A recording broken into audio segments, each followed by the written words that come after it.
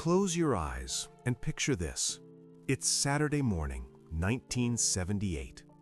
You wake to the mechanical click, click, click of your alarm clock, the kind with actual bells on top that rang so loudly your heart jumped.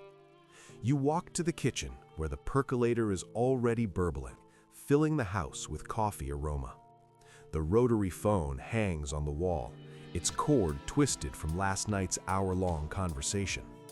The TV guide sits on the coffee table, carefully marked with tonight's programs you refuse to miss. These objects weren't just things.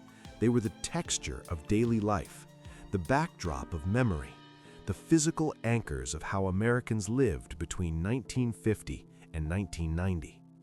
Today, most are gone, not broken or worn out, simply obsolete, replaced by technology that does more but somehow feels like less. A smartphone performs 1,000 functions, yet it can't replicate the satisfying ka-chunk of hanging up a rotary phone when you are angry. Netflix offers infinite choices, but it can't recreate the ritual of gathering the family to watch one show together, because that was your only option. This isn't about whether life was better then, it's about what we lost in the gaining, the rhythms, rituals, and human connections that objects facilitated. The ways we spent time together because technology hadn't yet given us the option to be alone together. Let's remember these forgotten things, and in remembering them, remember who we were. Mornings in the 1950s through 70s had a predictable rhythm dictated by objects that demanded your participation. The alarm clock didn't gently fade in music or simulate sunrise. Twin bells hammered relentlessly until you physically silenced them. You couldn't snooze it with a tap. You had to consciously choose to wake or deliberately reset it, making the decision to start your day a physical act. Coffee required patience. Percolators took time, gurgling and bubbling as water cycled through grounds. You couldn't rush it. You waited, watching the glass dome turn darker brown, judging by color when it reached perfect strength.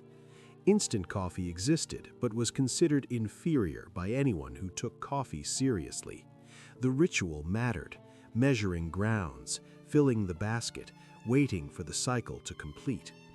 Breakfast happened around a table with actual people. No phones to scroll, no tablets for each family member, just conversation, newspaper sections passed around, radio playing in the background. The radio wasn't background noise, it was the news source, the weather forecast, the connection to the outside world before you left home. Women applied makeup using compacts with powder puffs, clicking them closed with satisfying metal snaps. Men used shaving brushes and mugs, creating lather by hand. These weren't inconveniences, they were morning meditations, moments of preparation and transformation. The newspaper arrived physically, landing with a thump on the porch. Reading it meant spreading it across the table, ink staining your fingers, arguing about which section you got first. Comics on Sunday were in color, sprawled across the living room floor. Communication between 1950 and 1990 required deliberation. You couldn't fire off thoughtless messages instantly. Connection took effort, making it precious. The rotary phone anchored you to one spot. You couldn't walk away mid-conversation. You stood in the kitchen or sat on the stairs, cords stretched to maximum length, talking for hours about nothing and everything. Teenagers monopolized family lines, earning parental frustration. "Get off the phone" was a parent's universal battle cry. Dialing itself was an act of commitment. Rotating that dial for each number, waiting for it to spin back took genuine seconds. Wrong numbers happened frequently, requiring apologies and redialing the entire sequence. You memorized important numbers because looking them up in the phone book was a hassle. Phone books were massive volumes delivered annually, immediately becoming booster seats or doorstops. Everyone's number and address were listed, unless you paid extra for privacy. You could find anyone. Prank calls were endemic because caller ID didn't exist until the late 1980s. Long-distance calls cost real money. You watched the clock, aware that every minute increased the bill. Calling relatives across the country was a special occasion, planned in advance, entire families gathering around one phone to take turns talking. Answering machines in the 1980s revolutionized communication. You could screen calls, hearing voices leaving messages on magnetic tape. Making the perfect outgoing message became an art form, with families recording elaborate jokes or songs. Letters remained primary long-distance communication through the 1970s, real letters on paper requiring stamps, written by hand or typed on typewriters. Pen pals exchanged monthly letters across countries. Love letters arrived in mailboxes, saved in shoeboxes for decades. The physicality mattered. Handwriting unique as a fingerprint, paper that someone's hands had touched. Telegrams delivered urgent news. Their arrival meant something significant, usually bad news, sometimes joyous. The telegram messenger at your door made your heart race. Entertainment from 1950 to 1990 was social, scheduled, and finite, completely opposite from today's infinite, individual, on-demand options. Television controlled family schedules. Shows aired once at specific times. Miss it, and you missed it until summer reruns. No recording until VCRs arrived in late 1970s. Families planned around TV guide listings. Appointment television meant everyone gathered simultaneously because there was no other option. You watched together, discussed together, experienced together. The TV itself was furniture, massive wooden cabinets housing small screens. Changing channels required standing up and turning a dial, creating the job title channel changer assigned to the youngest child. Rabbit ear antennas needed constant adjustment. Someone stood holding the antenna in awkward positions while others yelled, "There! Hold it there!" Static and snow were normal parts of viewing. Saturday morning cartoons were sacred rituals. Kids woke early, claimed the TV, watched whatever aired. 3 networks offered limited choices. You watched what they broadcast. Scarcity made it special. Record players demanded careful handling. Vinyl records scratched easily, collected dust, required gentle cleaning. You dropped the needle carefully, hoping not to skip. Album covers were art, studied while listening. Listening to records was an active experience. You sat, you focused, you appreciated. Making mixtapes became a labor of love. Recording songs from radio meant waiting for your favorite, finger poised on the record button, capturing it between DJ talk. Creating the perfect mixtape for someone required hours of curation, recording, timing. Each tape was unique, irreplaceable. Drive-in theaters filled with families in pajamas, speakers hanging on car windows, watching double features under stars. Kids played on swings beneath the screen before movies started. It was event and experience, not just entertainment. Board games gathered families around tables for hours. Monopoly games lasted entire weekends. Playing required face-to-face interaction, strategizing aloud, celebrating and commiserating together. Cheating required actual sneakiness. Arcades were social destinations. You fed quarters into machines, played with friends watching, wrote your initials when you achieved high scores. Gaming was public performance and community experience. Capturing memories required equipment, planning, and patience, making each photo or recording precious.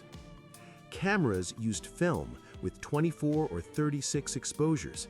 Every shot mattered. You composed carefully, aware each click cost money to develop. No deleting mistakes, no taking hundreds hoping one worked. Photography required intention. Flash cubes popped with each picture, 4 flashes per cube. Birthday parties meant someone wielding a camera like a weapon, flash cubes blinding temporarily with each shot. The smell of burned flash cube was birthday party aroma. Developing film took days or weeks. You dropped rolls at drugstores, received claim tickets, waited anxiously to see if photos turned out. Opening the envelope of prints was like Christmas. You'd forgotten what you'd photographed, surprised by your own memories. Photo albums were crafted lovingly. Pictures organized chronologically, notes written beneath in white ink pens. Albums sat on coffee tables, brought out to share with visitors. Looking through family albums was evening entertainment. Polaroid cameras offered instant gratification, sort of. You shook the photo, though you weren't supposed to, watching it develop over minutes. The white-framed prints were magical, though expensive. You got one shot per print, no copies, making each photo unique. Home movies used 8mm film, later video cameras. Filming required bright lights, patience, and film processing. Watching meant setting up projectors or VCRs, darkening rooms, gathering family. Home movies were rare treasures, not daily documentation. Diaries and journals recorded life by hand, writing thoughts in bound books, locking them with tiny keys. These physical objects held secrets, dreams, daily mundane observations. Discovering a parent's old diary was finding treasure. Scrapbooks preserved ticket stubs, pressed flowers, newspaper clippings, handwritten notes. Creating them was an artistic endeavor. Each page told stories through collected physical objects. Free time between 1950 and 1990 involved hands-on activities that produced tangible results and required patience. Libraries were sacred spaces where families spent hours browsing shelves, checking out armloads of books. The smell of old books, the careful card catalog filing system, the due date stamp, librarians who knew your reading preferences, summer reading programs with prizes. Libraries were community centers, not just buildings. Encyclopedias filled entire shelves, massive sets purchased from door-to-door salesmen. Children did homework spreading volumes across floors, finding information through indexes. World Book, Encyclopedia Britannica, these were major family investments. Crafts required actual materials, model airplanes glued by hand, glue smell filling rooms, paint by numbers, embroidery hoops, latch hook rugs, macrame plant hangers. These weren't just hobbies, they were meditative practices requiring focus and time. Stamp collecting was mainstream hobby. Kids traded stamps, learned geography, filled albums methodically. Coin collecting similarly. These hobbies taught patience, organization, global awareness.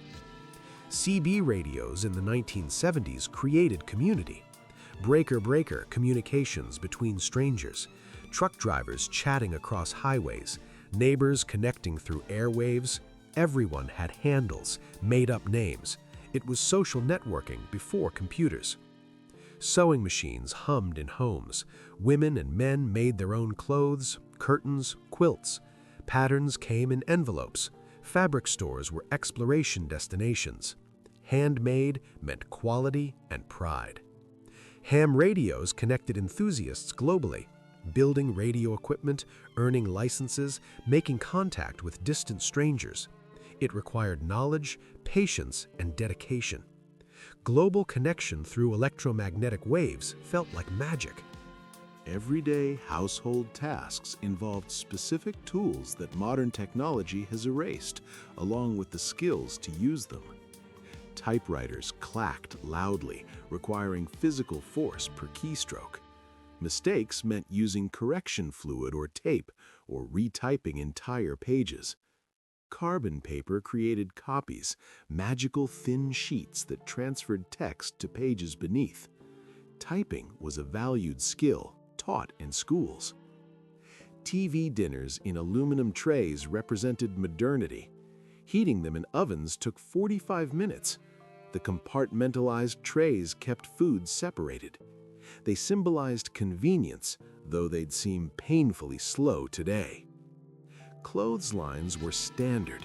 Hanging laundry outside was weather-dependent ritual. The smell of sun-dried sheets, clothespins and cloth bags. Frozen stiff laundry in winter brought inside to thaw. Neighborhoods showcased laundry, judging housewives by how white their sheets hung. Wringer washers required feeding clothes through mechanical rollers. Dangerous, they could catch hands, break fingers. Yet they were normal household appliances into the 1960s. Can openers mounted on walls, turned by hand. Opening a can required effort and attention. Electric can openers in the 1970s seemed luxurious. Ice cube trays with metal levers, twisting them to crack ice free, hoping the lever didn't break off. Automatic ice makers were premium features. Manual lawn mowers pushed by muscle power, the rhythmic snick, snick, snick sound of turning blades. Cutting grass was serious exercise. These objects, alarm clocks and rotary phones, record players and typewriters, photo albums and card catalogs, weren't just things we owned. They shaped how we lived, how we connected, how we spent time. They required patience, presence, and participation. You couldn't multitask through a rotary phone call. You couldn't scroll mindlessly while watching one of 3 TV channels. You couldn't photograph thoughtlessly with 24 exposure film. These limitations created connection. Families gathered around single televisions because there was one TV and one show airing. You talked to whoever answered the phone because you couldn't see who was calling. You visited libraries and browsed because information wasn't instantly searchable. Free time meant activities, building models, playing board games, reading books, working on hobbies. Boredom existed, but it sparked creativity. Without constant stimulation, people made their own entertainment. The objects required maintenance and knowledge.